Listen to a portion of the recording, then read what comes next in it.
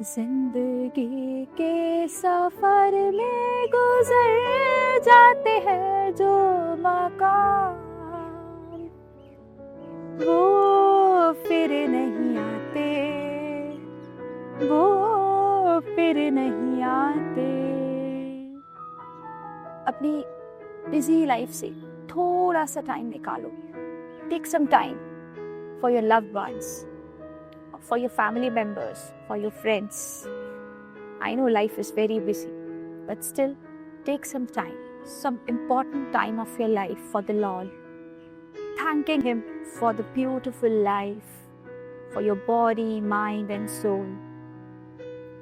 Because life is too precious, too short, and very unpredictable.